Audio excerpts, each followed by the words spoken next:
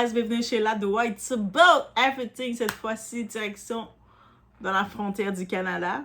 Parce qu'il se passe des choses et on protège notre frontière pour éviter des pandémies. Parce qu'on se rappelle en 2020, qu'est-ce qui s'était passé? Et voilà. On parle d'une décision qui fait énormément réagir justement au Canada comme en République démocratique du Congo, la RDC. Le gouvernement canadien a annoncé qu'à partir du 20 juillet 2026, donc ça fait déjà quelques jours de ça, je suis un petit peu en retard, certains voyageurs étrangers ayant séjourné en RDC au cours des 21 derniers jours ne pourront plus entrer sur le territoire canadien. You're not going inside. Parce que ils se sont rendus, quand ils ont vu, on se rappelle, on jugeait les Américains lors de la FIFA quand ils mettaient leurs restrictions, mais là les autres pays commencent à regarder, à faire, ça veut dire que c'est les Américains qui protègent leur territoire et nous on ne protège pas? Une annonce qui suscite de nombreuses interrogations. Est-ce une mesure de santé publique normale? Est-ce que tous les Congolais sont concernés? Quelles sont les exceptions? Et surtout, que dit réellement cette décision? On fait le point ensemble, on regarde le tout. Donc, si vous avez séjourné à la RDC, faites attention. Pour le moment, on parle que de la RDC, on ne parle pas du Congo, de la République du Congo. Mais ça ne serait pas long que ça peut arriver, parce qu'on sait que les pays sont très proches, il y a beaucoup de va-et-vient qui se fait. Donc, soyez prudents si vous décidez d'aller dans cette destination. I don't think I'm going there for so long. OK? On est chez Ladoa. It's about everything. On regarde le tout ensemble.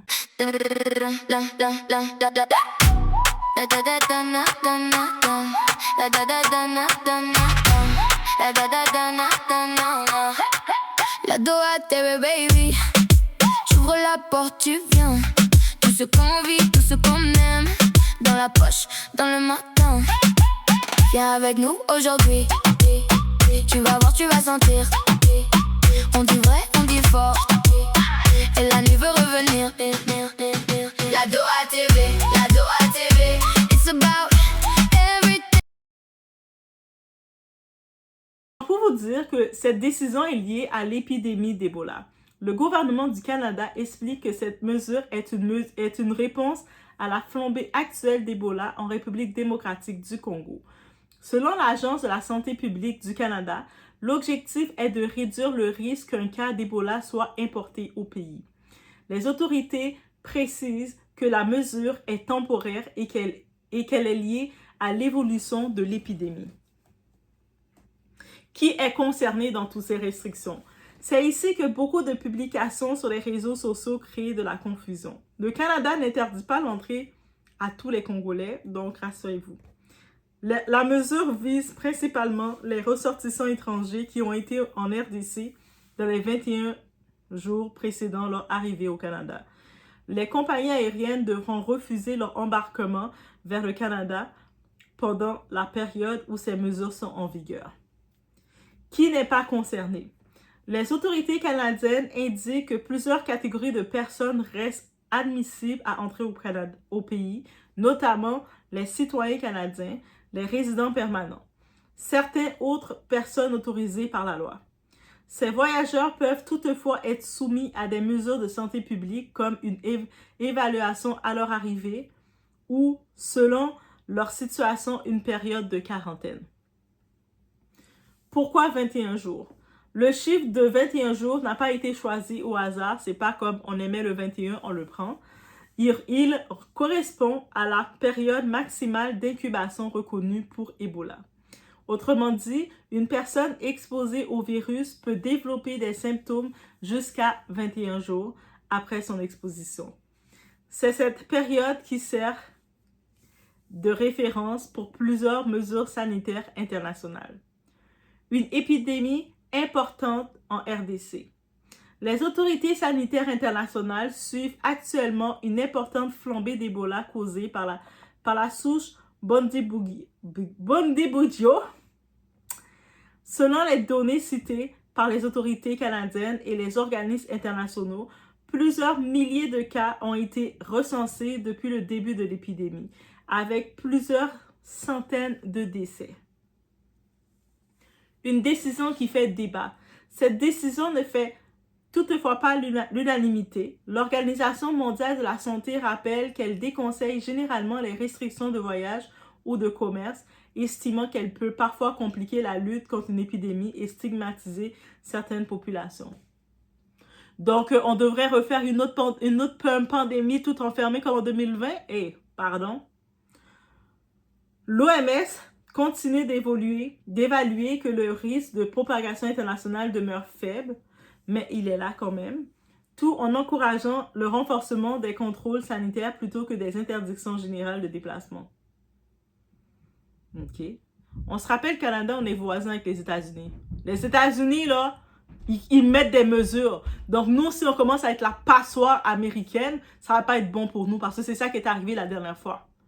Quand les États-Unis, ils ont refusé un vol à cause d'un Congolais qui était dans l'avion, et puis nous, on était rendu la passoire à les accepter. Finalement, ils n'avaient rien eu. Mais c'est ça qui arrive. On n'est pas la passoire. Pourquoi le Canada l'a-t-il fait malgré tout? Le gouvernement canadien affirme avoir pris cette décision par mesure de précaution. Et on a beau dire tout ce qu'on veut, mais mieux vaut avertir que guérir. Mieux vaut faire ces précautions, sachant que jusqu'à maintenant, notre économie est compliquée depuis l'histoire de notre pandémie, on se rappelle? En 2020? Donc, depuis cette période-là, je pense que mieux vaut prendre des mesures en disant « je prends pas de chance ». Voilà. Le gouvernement précise également que cette décision s'inscrit dans un ensemble de mesures déjà mises en place depuis plusieurs semaines pour surveiller les voyageurs provenant de régions touchées. Les réactions sur les réseaux, les réactions sont très partagées. Certains estiment qu'il s'agit d'une mesure logique pour protéger la santé publique. D'autres dénoncent une décision qu'ils jugent trop sévère. Mais oui, tu vas venir, on va te laisser venir nous contaminer. Ben oui. Craignant qu'elle ne renforce les amalgames envers les voyageurs venant d'Afrique centrale. Le débat oppose donc deux préoccupations. Protéger la population contre une maladie grave tout en évitant la stigmatisation de la communauté qui ne sont pas responsables de l'épidémie. On peut comprendre? Une autre question mérite d'être posée. Les autorités de la RDC ont eu plusieurs occasions de démontrer à la communauté internationale qu'elles maîtrisaient la situation. Lorsqu'un pays est confronté à une épidémie qui inquiète le reste du monde, on s'attend généralement à avoir des campagnes de sensibilisation dans ton pays. On s'attend à avoir une communication publique régulière pour donner qu'est-ce qui se passe, n'est-ce pas? On s'attend à avoir des points de presse et des mesures de contrôle clairement expliquées pour qu'au moins les gens de l'international, on se dit, OK, ça a été pris en charge, les autorités sont en train de travailler sur ça. On s'attend à voir tout ça. Personnellement, je n'ai pas vu de communication de grande ampleur qui ait rassuré l'opinion internationale sur la gestion de cette crise. OK?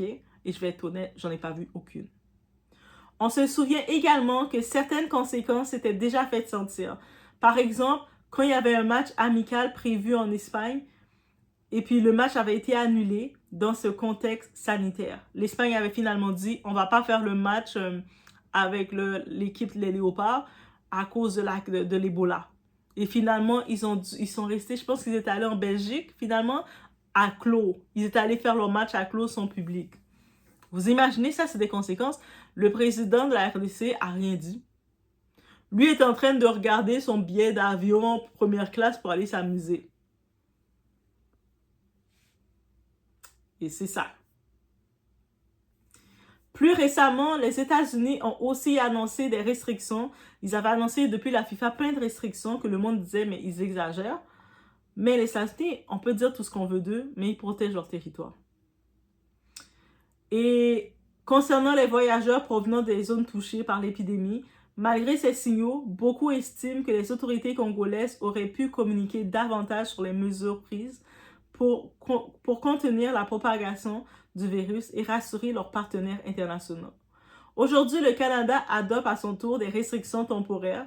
Cela soulève une question. Faudrait-il que de plus en plus de pays occidentaux prennent des mesures similaires avant que la communication et les actions de santé publique soit renforcée au niveau international. C'est un débat qui mérite d'être posé. Je le dépose là. Cette décision rappelle à quel point les questions de santé publique peuvent rapidement avoir des conséquences sur les voyages internationaux.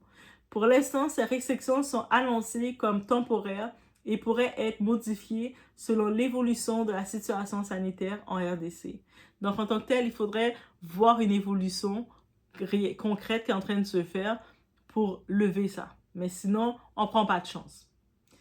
Et vous, qu'en pensez-vous, rendu là, guys? Le Canada a-t-il pris une décision prudente pour protéger sa population ou estimez-vous que ces restrictions vont trop loin? Laissez dans les commentaires votre avis. Et c'est ça. Donc, voici qu'est-ce qu'il y en est. Et puis, comme je vous ai dit, si à la RDC, il y a comme beaucoup de pays en Afrique, les dirigeants ne sont pas intéressés à leur population, dites-vous que le monde vous regarde. Et le monde y voit votre manque d'action dans certaines situations, mais eux autres vont agir. Et ils vont agir pour leur intérêt. Ils ne vont pas agir pour votre intérêt, là. Ils vont agir pour leur intérêt. Là, le Canada, leur intention, c'est « Hey! » Carney, là, qui est là, c'est lui notre premier ministre, Carney. Mark Carney. Mais lui, là, il se dit « Hi! Non, moi, je ne veux pas me retrouver dans une autre crise sanitaire comme on avait eu récemment, là. » Parce que ça, c'est jusqu'à maintenant, ça nous a affecté, cette crise. On ne veut pas retourner dans une crise sanitaire. Donc, moi, je ne veux pas non plus être la passoire de recevoir quand les Américains refusent un vol et puis ils viennent chez nous. Et puis là, je risque de contaminer ma population, mettre à risque ma population. Ça va nous coûter beaucoup plus cher qu'autre chose. Donc, qu'est-ce que je fais? Je prends mes précautions. Mieux aviser. C'est-à-dire, je suis là pour protéger ma population. Et c'est ça le rôle d'un dirigeant responsable. C'est pour ça que, contrairement aux pays africains où il y a des dirigeants irresponsables, les gens, on recherche les dirigeants responsables qui font des décisions. Ça peut sembler radical, mais quand tu regardes le fond de la décision, c'est protéger leurs gens. Même en protégeant leurs gens, ils ont dit, ah, par contre, si tu es citoyen canadien, tu es résident permanent, tu vas pouvoir venir. Pourquoi? Parce que tu nous appartiens. Oui, on les appartient. On accepte le tout. Donc, ils doivent veiller sur nous. Et c'est leur devoir. Quand tu es responsable, tu es en titre, tu es premier ministre. Au Canada, on n'a pas de président, c'est premier ministre. Le premier ministre, il a été voté, élu par le peuple. Son rôle, c'est le rôle de papa. Parce que techniquement, pourquoi on n'a pas de président? Parce que nous, on est un système britannique. Mais c'est juste qu'on ne suit plus les ordres du roi. Mais techniquement, ça aurait été le roi ou la reine, nos mamans, papa. Mais ils n'ont plus de décision, vraiment, roi et la reine. Donc, c'est nos premiers ministres qui ont été choisis par... Il y a le premier ministre du Canada, il y a le premier ministre, chaque province aussi a leur premier ministre. Bref, it is what it is. La décision peut sembler choquante, mais là, on dit ils ont ciblé la RDC. Mais on sait que les pays centrales sont très collés ensemble. Et des fois, il y a des gens, malheureusement, ils n'ont pas été sensibilisés. Peut-être qu'il y a des gens qui ont le virus sur eux. Peut-être leur système est quand même fort, mais ils ont le virus sur eux. Mais ils se déplacent, ils décident d'aller à Brazza. Et puis, ils commencent à amener. Puis là, quelques temps plus tard, tu vois ta cousine qui est à Brazza, elle commence à tousser. Ma tête tourne. Ou décide d'aller en Côte d'Ivoire. On va aller faire l'aventure en Côte d'Ivoire. Ils décident de faire la route un peu partout. Mais ça met à risque les autres pays. Donc, ça veut dire qu'il faudrait que les responsables, les dirigeants de la RDC font leur job de sensibilisation. Ils font leur job de sensibilisation. Je me rappelle, pendant la période de pandémie, il y avait une campagne qui était faite. Même dans les magasins, jusqu'à maintenant, il y a encore les installations dans les magasins où ce que tu peux laver tes mains, les grosses robinets depuis à l'extérieur. Même, imagine, en hiver, on était là, on doit laver nos mains avant d'entrer dans l'épicerie.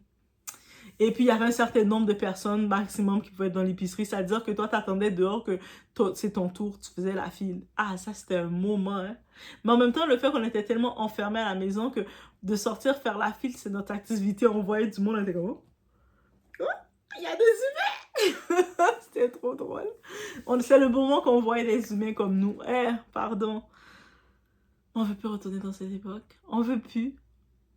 Et puis là, maintenant, c'est triste parce qu'au centre-ville, il y a tellement de magasins, tellement d'entreprises qui ont fermé. Quand je passe, des fois, je me promène, je suis comme, c'est trop triste. À cause que plein de commerces n'ont pas pu tout faire. N'ont pas pu durer. So, je vous laisse sur ce. Vous êtes avisés. Les informations sont là. Si pendant les vacances, vous êtes allé faire des vacances à la RDC, attendez, vous allez soit attendre être dans votre quarantaine pour être sûr que tout est correct. Mais si vos papiers, vous avez comme papier d'étudiant, vous étiez un étudiant de la Congolais et vous êtes allé au pays faire vos vacances, mais peut-être ça peut être compromettant. Just letting you know, guys. Donc, et puis les autres pays voisins, comme vous voyez que la RDC, ils veulent pas prendre en charge leurs responsabilités, faire leur sensibilisation, faire leur campagne contre tout ça, pour au moins montrer à l'international. L'international regarde. Quand des fois vous faites des témoignages, ça je comprends pas votre bêtise. Vous faites des témoignages, vous exposez comment vous exploitez le système occidental. Vous faites des témoignages, vous racontez comment arnaquer le système avec des faux papiers. Vous faites tout ça.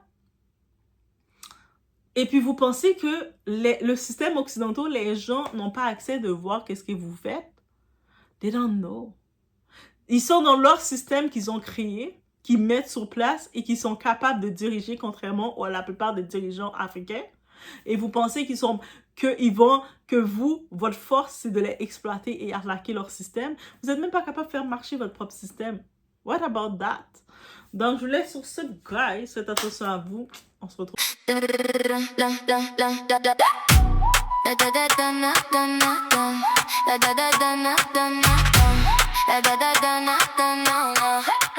La Doha TV, baby.